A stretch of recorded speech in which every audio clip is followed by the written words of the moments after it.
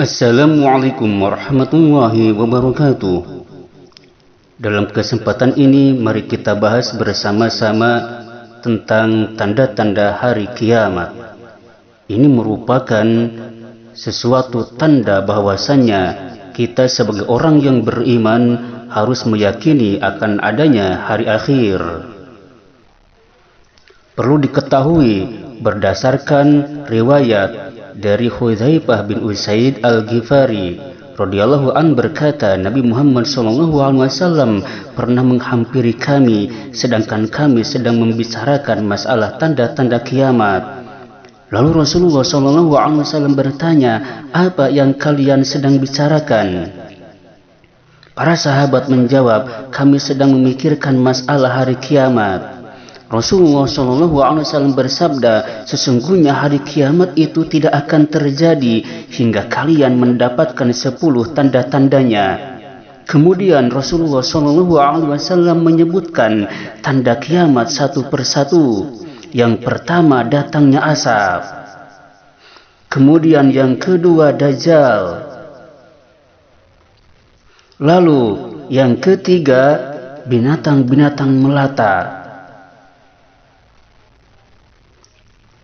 Kemudian yang keempat, terbitnya matahari dari barat.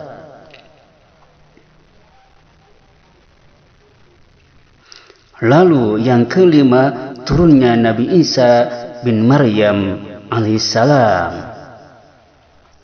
Kemudian yang keenam, munculnya Ya'juj Ma'juj. Kemudian yang ketujuh, 8 dan 9, gerhana di timur, gerhana di barat, dan gerhana di Jazirah Arab. Kemudian yang terakhir, tanda-tanda kiamat besar itu adalah munculnya api dari Yaman yang menggiring manusia. Ini berdasarkan sumber buku fenomena kiamat.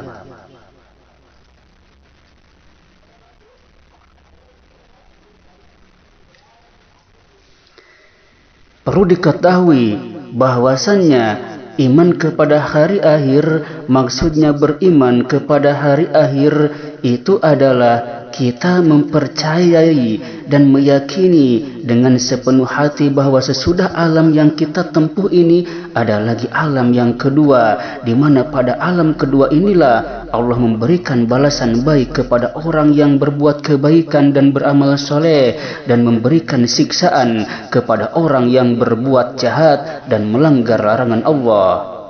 Dalilnya Quran surat Toha ayat 15. A'udzu billahi minasyaitonir rajim. Bismillahirrahmanirrahim. Innas sa'ata atiyatun akadu ukhfiha litujza kullu nafsin bima tas'a. Sesungguhnya hari kiamat itu pasti akan datang. Aku merahasiakan waktunya supaya tiap-tiap diri itu dibalas dengan apa yang diusahakannya. Oleh sebab itulah hari kiamat ini dirahasiakan oleh Allah Subhanahu wa ta'ala. Tidak ada dari makhluknya yang mengetahui, walaupun itu seorang Rasul. Oleh sebab itulah serahkan waktu hari kiamat ini kepada Allah Subhanahu wa ta'ala. Namun kita tetap sebagai orang yang beriman wajib meyakini akan datangnya hari kiamat tersebut. Perbuatan di dunia sebagai bekal kehidupan di akhirat. Ini yang harus kita perhatikan. Firman Allah Subhanahu wa ta'ala, Bismillahirrahmanirrahim. Man jaa'a bil hasanati falahu 'asru amsalha wa man jaa'a bis sayyi'ati fala yujza illa mithlaha wa hum la yuzlamun. Barang siapa yang membawa amal yang baik, maka baginya pahala 10 kali lipat amalnya. Dan barang siapa yang membawa perbuatan yang jahat, maka dia tidak diberi pembalasan melainkan seimbang dengan kejahatannya, sedang mereka sedikit pun tidak dianiaya atau dirugikan.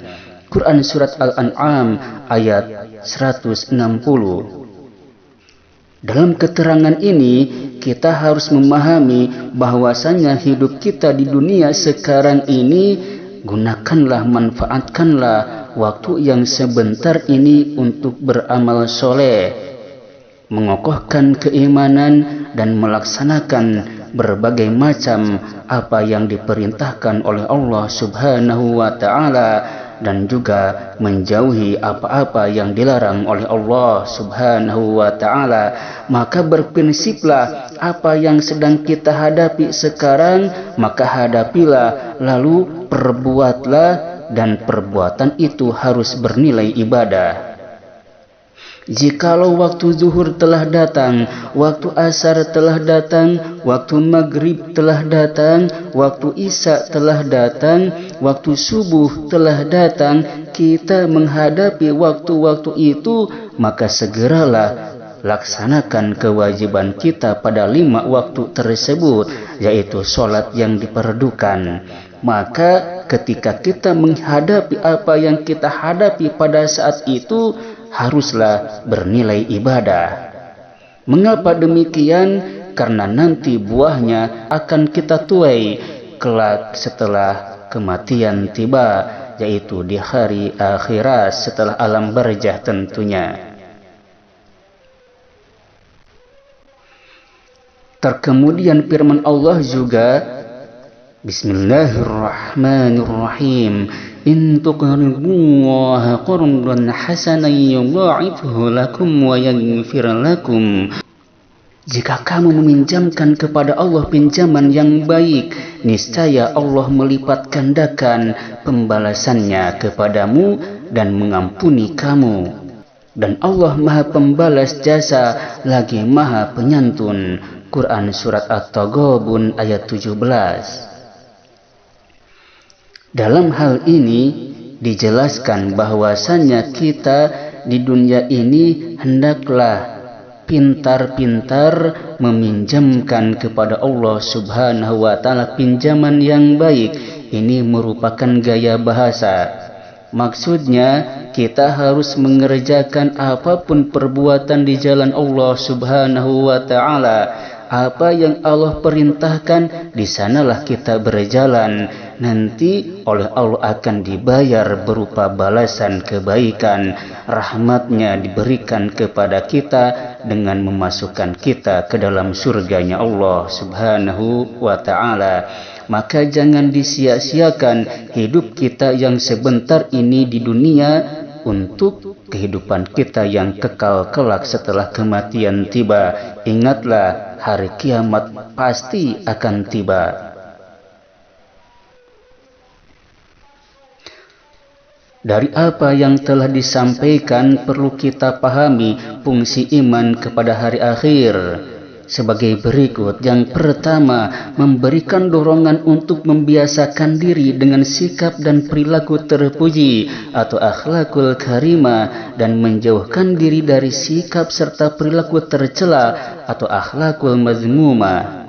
Hadis-hadis Nabi Muhammad SAW menyebutkan, yang artinya Rasulullah SAW bersabda, barang siapa yang beriman kepada Allah dan hari akhir, maka janganlah duduk menghadapi jamuan makan yang di situ dibagi-bagikan minuman keras bergilir dan bergantian.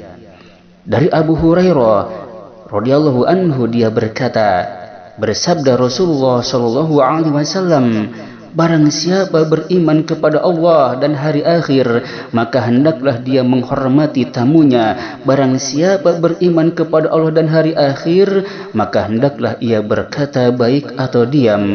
Hadis riwayat Bukhari dan Muslim serta Ibnu Majah.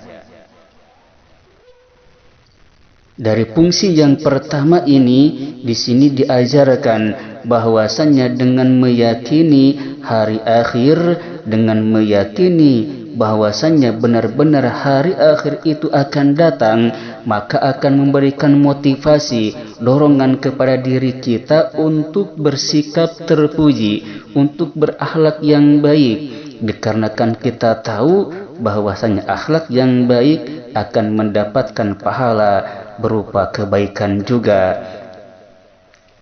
Selain itu, tentu kita akan menjauhi akhlak yang tercela, karena akhlak itu akan mendapatkan balasan buruk juga kelak di akhirat. Sehingga hal ini, keyakinan ini akan memotivasi kita untuk selalu berbuat kebaikan.